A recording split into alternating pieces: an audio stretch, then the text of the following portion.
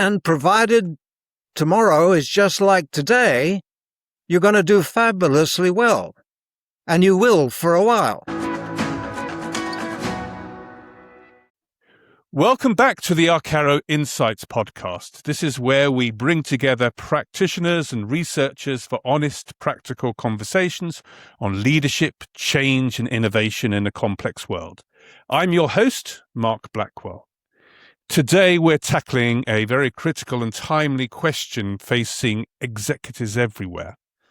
As AI reshapes management, how do we distinguish between the problems that AI can solve and the complexity that only humans can navigate? To help us explore this, I'm really thrilled to have David Hurst as our guest today.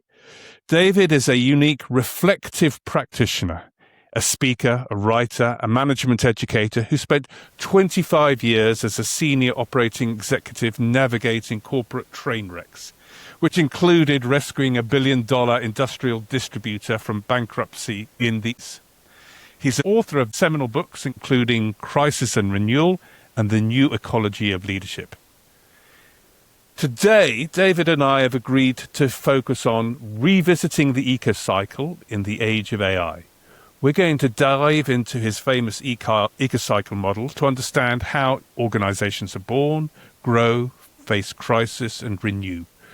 We will explore why AI and LLMs thrive on the predictable front loop of the Ecocycle by relying on static data, but fail on the volatile back loop. Finally, David will explain why mature organizations get stuck on their own success, the rigidity trap. And that's a trap that many organizations in agriculture, food, and chemicals risk facing today. What is it leaders need to do to stop acting like engineers and start acting like gardeners?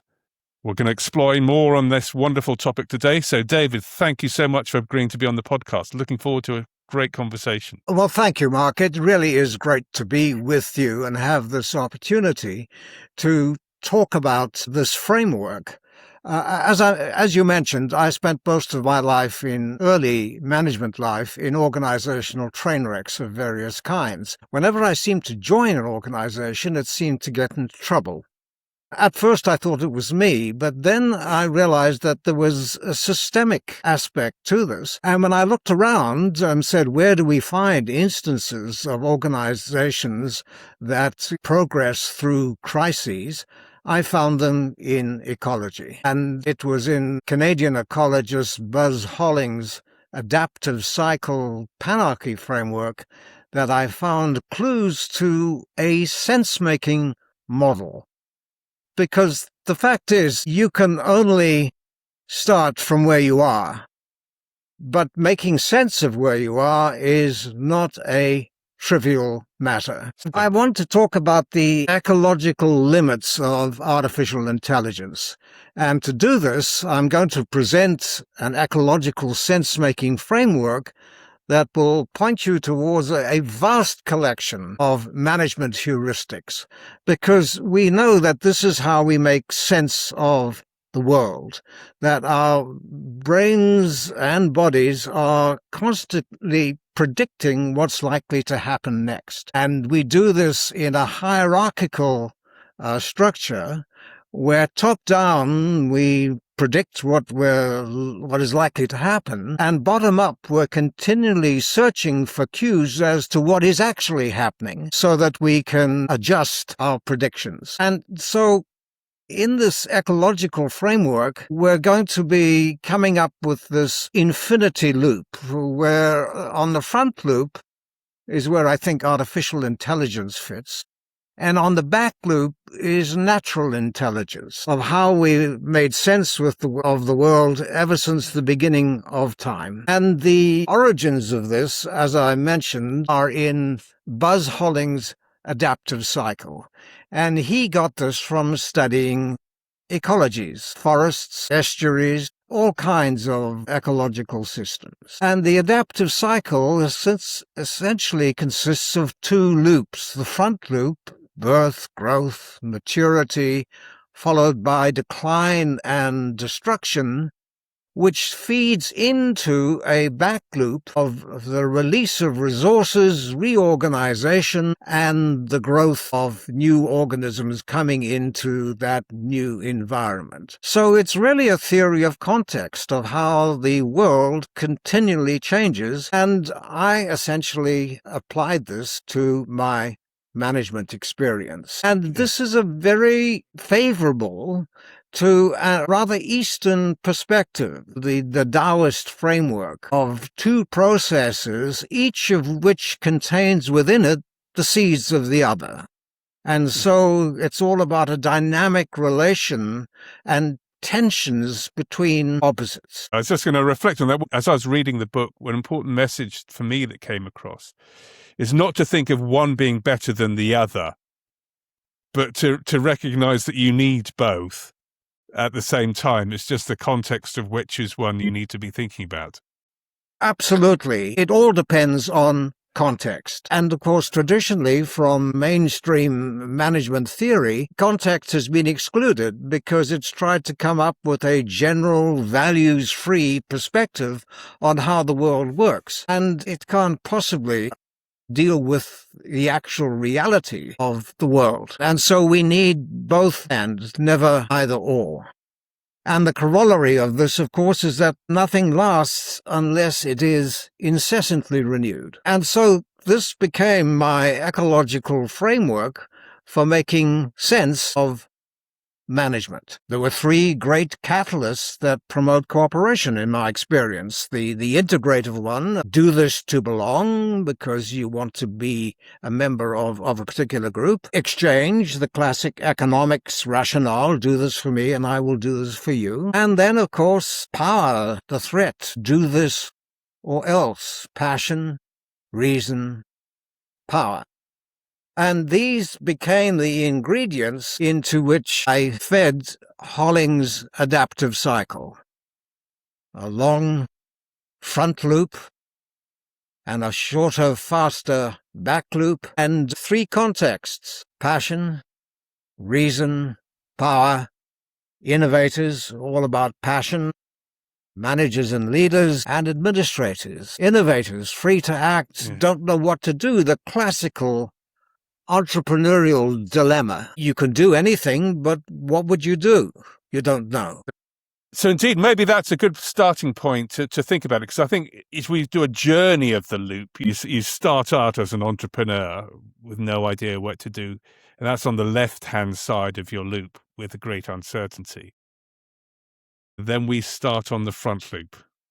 That's right. And you don't know what to do. And so you're going to take your cues from the environment where you find yourself, the group you find yourself with, what your friends are doing, maybe what's happening in social media. You're very much outward looking for opportunities, for what we will call affordances, action possibilities.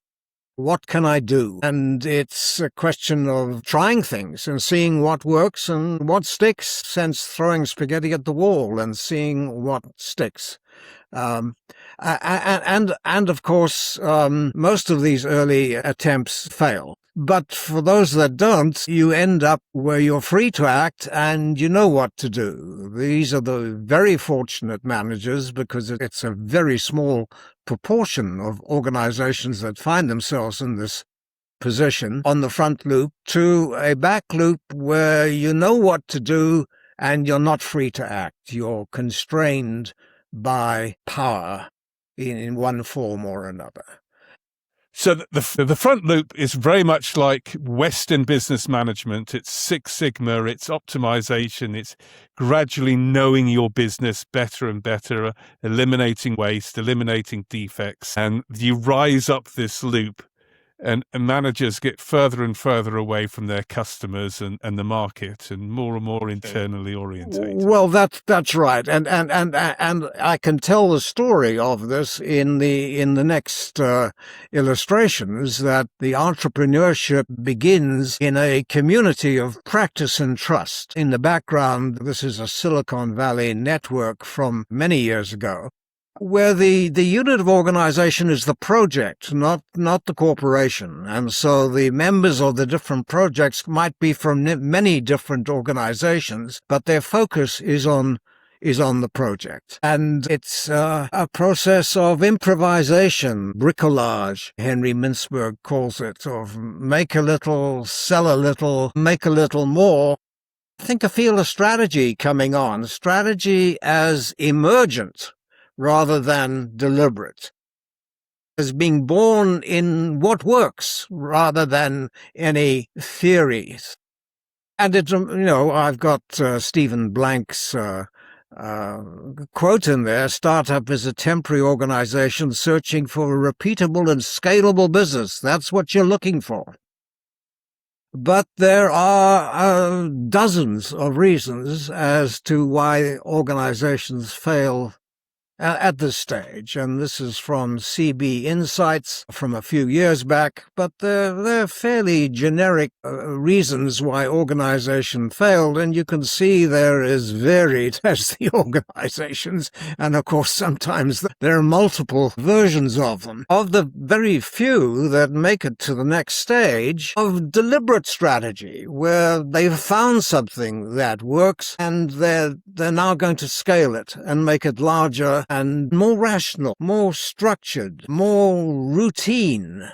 And here we have Michael Porter's value chain, fits in here beautifully because it takes the disorganized entrepreneurial mess and puts it into a nice rational flows of a chain of value creation. Of course, it's growing, scaling, everybody's doing fabulously well. You want to continue this. Why wouldn't you? You found the recipe, and you get into the conservation phase, and you put in an organization to preserve success. And there's another boss and the big boss on top. And this is an organization which is designed not to change because it's preserving success. I mean, you don't want to change. You don't want to. And that type of organization has worked very well for us in periods of stable time. That's right. And there's nothing wrong with it in that context of the world being stable. Yes, and provided tomorrow is just like today, you're going to do fabulously well. And you will for a while. And then the world changes. And that is what many of our listeners on this podcast are tuning in for, because they're beginning to feel that the world is not quite the same world as they remembered it previously. That's right. They're picking up signals that things are different. I mean, I live in Canada, and we are currently sending a stream of toxic smoke down south into the United States, and they're very unhappy, and their president thinks we should be paying their costs or something, but it is an indicator that things are changing and we don't have any control over those elements that are changing. This reflects on what organizing is. It's a process of abstraction, of diminishing differences, formalizing systems. I won't read these to you, but it's all about making the structure simple. We're thinking of our forest now. So the forest has grown, and it's grown very well because the world's been stable. But then there's a crunch point. You either do something or you face decline. Yeah, the forest now has become a monoculture. We've been through the weeds and the shrubs and the lichens, and it's now grown up. Big trees now shade everything beneath them so that only their progeny can grow. There's reduced variety in the system. And the trees age. They get eaten out by bugs and beetles. And it sets them up and makes them vulnerable to, depending on the climate you're in, fire in the Northern Hemisphere, which is why Canada burns the way it does, because our boreal forests are vulnerable to fire. And as the world dries out under climate change, fire is begun to become more prevalent. And so you end up with what I call yesterday's logic, strategy as a rationalization of what is working. And this is where LLM AI, and I stress it's LLM AI, fits in, because it is capable of predicting stable patterns. And at this stage, the pattern is stable. And it's a pattern that you want to maintain stable because you're doing fabulously well. And of course, you've built head office, and it's a wonderful place. And when you were an entrepreneur, if you wanted a resource, you had to find a customer because they were the only one who had resources. But now in the palace, if you want a resource, you've got to get into the palace, and there's courtiers and other hangers-on restricting access. You've got to get into a tower. You've got to see a prince who's got resources, and you've got your back to the customer, faces to the boss. And this is a very common criticism of organizations at this stage because of the stable structure they've created to preserve the status quo, which is what this is all about. And, of course, it predicts in the palace crisis, disaster, which kicks us into the back loop of the ecocycle. And here I've taken my metaphors from an ancient text, the Hebrew Testament, of wilderness, mountain, promised land. Wilderness is a place of confusion where you can wander. The archetypical time is 40 years. I think GM spent 40 years wandering in the wilderness before it went bankrupt in 2009. But it's a place of confusion where it's easy to get lost, and there's many different suggestions about where to go, but no consensus. To get out of the wilderness, and many don't, you have to climb the mountain. Adaptive leadership is the process required to get a view of promised land, community, milk, honey, resources for young people, for entrepreneurs, which gives you choice. And choice is the opposite of crisis. So the back loop tries to capture this process of renewal in a mature ecosystem that can no longer respond to the conditions in which it finds itself. And some of the frameworks one can bring into this back loop, we've got engaging complexity and becoming mindful. Mindfulness as opposed to mindlessness. And it's all about making meaning, searching for what J.J. Gibson, the ecological psychologist, called affordances, action possibilities, things you can do that will potentially be helpful. I love your analogy of the Hebrew story, because one of the themes we keep coming back to in our journey through managing complexity, which is the back loop in many ways, is the absolute criticality of having a mission and a purpose and a vision. Because you may not know the exact way to go, but to keep the people with you, you need clarity of your vision.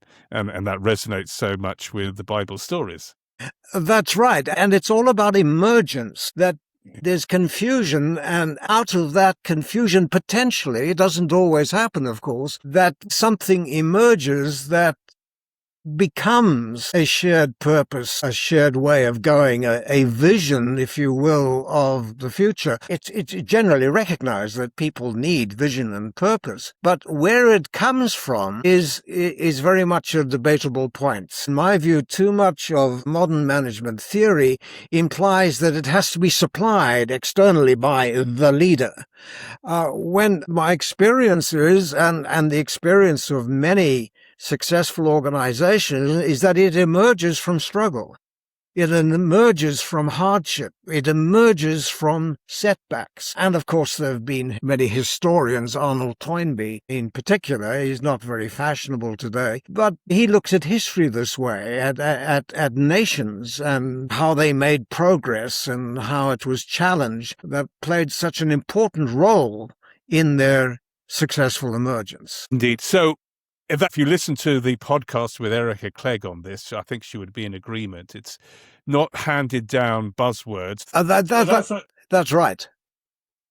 Contrast with the front loop, I think of this back loop as the compass. So we have the map, which lends itself to artificial intelligence and particularly the LLM variety, and navigating in known patterns versus wayfinding, of finding a way out of confusion. Once again, I think this is an excellent tension, navigating and wayfinding, the map and the compass. And of course, you need both. You have to orient your map, as every Boy Scout knows, by using the compass to get it pointed in the right direction. And so they're complementary and essentially complementary. So I think it's right in saying, and push back if I haven't understood this properly, but whilst you explain the journey of the Ecocycle along like a helter-skelter infinity loop, the reality as a manager, you should think about the front and the back loop at the same time when you're managing, and toggle in between each loop to get the right balance according to the context of what you're doing. So you don't need to wait until you've had a General Motors collapse before you enter the wilderness, but you need to adopt both thinking at the same time. Is that fair? Absolutely. And once again, I'm not sure I like the word thinking, because I think it's too much associated with the front loop and rationality and logic. I prefer sense-making as a broader concept of how we navigate and find our way in reality. But as you think about this front loop and the back loop, it reminds me of lots of pairs of words that we often use in business. One of them being exploit and explore. So exploit is like for mature products, just optimize.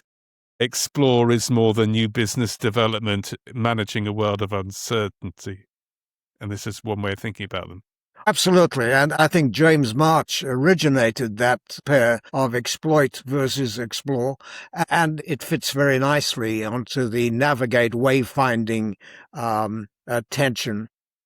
Once again, you come up with a slightly different way of explaining this. It gives you, or describing it, it gives you a different vocabulary for using in describing your journey. So again, another pair that comes to mind, and it's thanks to you, catalyzed my interest in a gentleman called Dr. Iain McGilchrist, who's the master and his emissary, who's brought us up to date into thinking about left brain thinking and right brain thinking.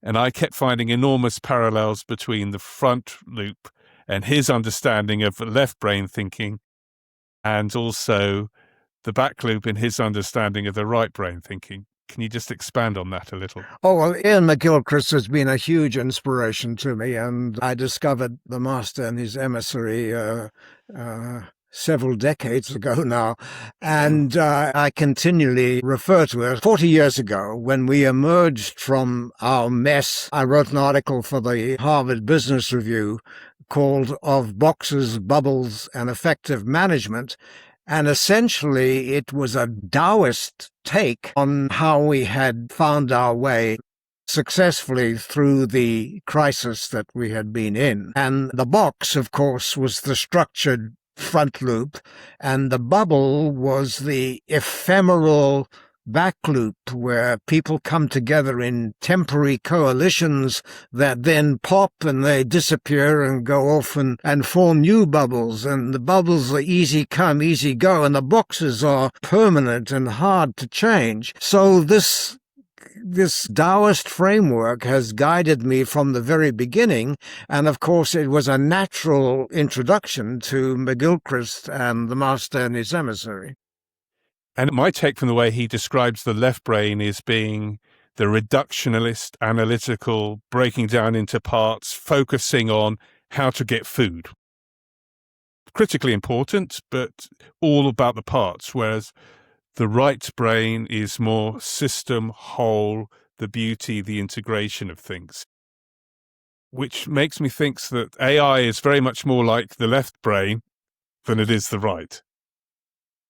Certainly. I try to be careful by always identifying LLM AI, because there are other forms of AI, particularly Karl Friston. Andy Clark is more of a neuroscientist, I guess. But Karl Friston, with his active inference, is working on different forms of AI other than LLM.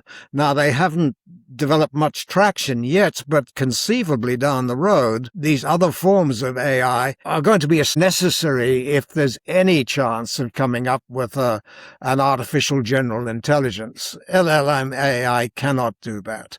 It's totally unsuitable. So I'm trying to bring our listeners back into the practicalities of appreciating the model and what does it mean for them managing their businesses.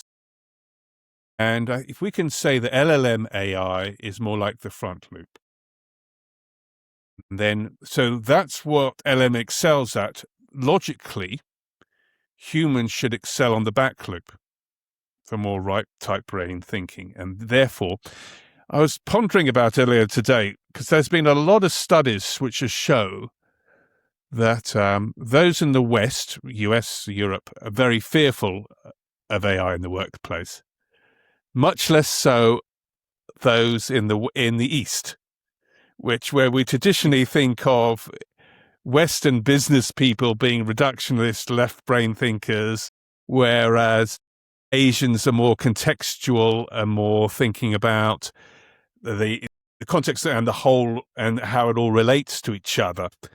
And I just wonder if it's the natural tendencies of Asians to think about it have already tracked this down, that AI is helpful, but necessarily a threat to the back loop type of thinking. Absolutely. Richard Nisbett has written and studied this issue for many, many years, and his work certainly supports that view, that Eastern thinkers are much more context-oriented and would put a higher value on perhaps natural intelligence, whereas in the West we tend to have equated the front loop with being human. I think this is the great value of LLM AI, is that it's forced us to reconsider what it means to be human. And it's quite obvious that being human is much more than LLM AI can do. There's hope, I think, that we might get a rapprochement between Eastern thinking and Western thinking through this process. So what does that mean for a manager trying to navigate his business that he should be doing now in an AI-enabled world where, as it were, someone else is doing more of the front loop? How can the manager, or he or she, leverage that back loop thinking more in their organizations? Well, I've put together the complete Ecocycle, showing how a startup goes through the process of being a scale-up and then a grown-up, enters the rigidity trap, and the manager is positioned right in the middle. And I turn to another story, which is perhaps very topical, given Christopher Nolan's Odyssey, which has just come out. And of course, it is the time when Odysseus, on his boat, on his ship, comes to navigate the Straits of Messina between the twin perils of Scylla, the rock of stability, and Charybdis, the whirlpool of change. And if you steer too close to Scylla, everybody gets eaten, presumably in-force reductions of the organization. And if you get too close to Charybdis, you get torn apart in the whirlpool of change. In fact, that's what happens to Odysseus, is that he steers clear of Scylla and ends up in the whirlpool of change, which eventually spits him out. He can continue his journey. So maybe there's a moral in that story. But basically, this is adaptive space. This is the adaptive space between the rock of stability and the whirlpool of change. Steer too close to the rock and everybody gets eaten. Steer too close to the whirlpool and you get dissolved and maybe spat out somewhere in another place. Yeah. So in terms of managing the organizations, the other thing that came to mind is in this adaptive space on the back loop, you're talking a lot about inverting the organization, and having the boss at the bottom and the customers and the frontline staff at the top, because they're closest to the action and they should be sensing and responding to what's going on. And it's setting ourselves up for a description of how a manager should move from being a mechanistic leader to a gardener. Maybe you could expand on that. Well, exactly. You see, 40 years ago, or a bit more than 40 years ago now, overnight we went from a growth-oriented, acquisition-oriented industrial conglomerate, really, to a cash-starved wreck. We were taken over in a leverage buyout, far too much leverage. We borrowed in current day about $1 billion. And it was so much money that the banks couldn't afford to close us down. It was their problem as well as ours. And we found we had 19 crises, projects, disasters of various kinds that didn't fit into anyone's job description. So we had to, I won't say abandon the hierarchical organization, because it was always there, but we put it into the background. And the foreground came 19 project teams staffed with people from all over the organization, not necessarily with any regard to seniority. And we sent them off and said, here's a problem brief. Get out on the ground, get to the coal face, tell us what you see, and come back with some recommendations. And essentially, we turned the organization upside down. We went from being a structured, hierarchical reporting organization with human resources at the bottom to a network supporting organization with clients and customers at the top. It was a figure ground reversal. We didn't go completely from one to the other. It's just the hierarchical reporting organization, which had been so prominent when we were on the front loop, because that's what you're trying to do, is to make it stable and permanent, went to the network supporting organization, which was consisting of 19 different teams, and that spawned subsidiary teams, and they would come back and say, this is what's happening in the coalface. This is what we think we should do. And we would say, well, you're the people on the spot. You have the best knowledge and ability to act. Go and do it. Try something. They came back with action possibilities. This is what we should do. And so the analytical approach to what was happening went to the background. And a few years later, after we got out of the mess, we got new owners, we got new financing, we left all the wreckage behind. Then the hierarchical reporting organization came back to the fore because it was preserving success. And so it's this continual toggling, and that's the word I've suggested, between these two modes. Sometimes it's a slow toggle and sometimes it's a fast toggle. Sometimes you can toggle in a meeting where if you're discussing a structured part of the organization, you're going to be very much hierarchical and regular pyramid. And if you're running it, on the other hand, going to talk about affordances, action possibilities, you're going to have it in a gardening mode, supporting the existing organism and seeing in what ways they can develop. And so this is the essence of the manager as a gardener, switching continually between an engineering approach, design and build, make it happen, using artificial intelligence, of course, LLM AI, and the cultivate and grow and let it happen, and cultivating natural intelligence, letting people loose to use their own innate skills. I talked in a blog a few weeks back about how when I was running a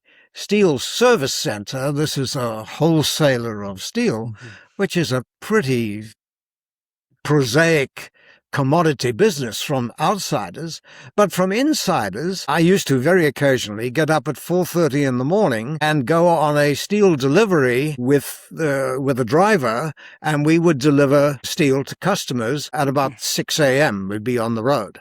And it turns out that at that time in the customers' backyards, you can see all kinds of action possibilities, affordances. You can see threats and opportunities. Competitors' trucks queued up delivering steel. What kind of steel are they delivering? How is our customer doing? Are they about to go on strike? Is their production line full, or do they look as though they're heading for hard times? And so all these action possibilities emerge from being with the driver at that place at that time. It's very much peculiar to that particular business. So this is the fine-grained awareness of what's actually happening, which allows you to adjust your big top-down picture that allows you to predict the world. It's this complementary of the abstract, the universal, with the particular. An organization of any size, whether it breaks its business by product lines, by customer segments, by regions, is going to have parts of it which are clearly front loop and parts of it which are clearly back loop. And it's about just knowing the context for which any part of that business is in, and being prepared to switch the style is so critical, what I'm getting from this call. So nothing is either bad nor good, it just is. Absolutely. Dealing with the coalface, what's actually happening on the ground. What are the possibilities coming out of this? How should we be dealing with this as a matter of corporate discipline and hierarchy, or should we be dealing with it as an action possibility? And how would we make use of it? And I think a large part of the story of successful business is about this emergence of opportunities by creating the right context. So last question, David, it's the one we ask all of our guests. I think many of our listeners, agriculture, food, chemicals, are finding themselves in large organizations where there's a lot of bureaucratic meetings and a lot of processes, and they're wondering if they might be on the top of the front loop in general. But they're fearing the threat of change. What would you suggest they do on Monday morning with their teams? I always avoid making general suggestions because managers are interested in particulars. They want this organization with these people right here, right now. And any suggestions I come up with that are going to apply to everybody are going to be generic. You won't be able to disagree with them. Cultivate psychological safety. Oh, yeah, okay, so that's good. We need psychological safety. The opposite is clearly nonsense. We don't want people to feel psychologically threatened. And so I can say cultivate psychological safety and everybody will nod their heads. But the fact is, it's true but useless. In fact, I wrote a whole blog about that. It's how do I do it in my situation with this organization, with these people right here, right now. And that advice is very much particular and dependent upon the individual situation. For me, my takeaway is sense-making to what is your reality, what is your context, and put effort into that diagnosis, because that will then determine how you respond to that situation. Exactly. And my argument is that this ecological sense-making framework is most helpful in doing that. Great. So thank you, Dave. I've thoroughly enjoyed your books. Can you just remind us of your publications and where people can get them on Amazon and other resources to find out more about you? Well, I do run a blog, www.davidkhurst.com, and that's got access to all my blogs over many years, and as well as details about the books. Fabulous. Thank you. Well, I'll put everything in the show notes, and thank you very much for your time. It's really been a fabulous podcast. It's been great, Mark. Really enjoyed it. Thank you. Bye-bye. Thank you for watching this episode of Arkaro Insights. If you'd like more tools and techniques for thriving in an adaptive world, hit the subscribe button now. Even better, share this with colleagues and friends who face similar challenges. They'll thank you for it.